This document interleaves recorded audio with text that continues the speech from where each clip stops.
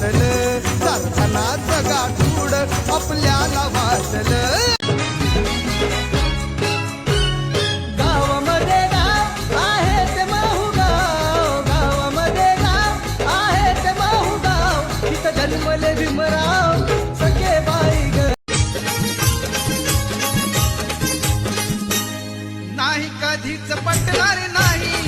ही मनधरणी चतुराई नाही कधीच पटणार नाही ही मनधरणी चतुराई लय श्रमान परिश्रमान हो लय श्रमान परिश्रमान सुखात करून त्याग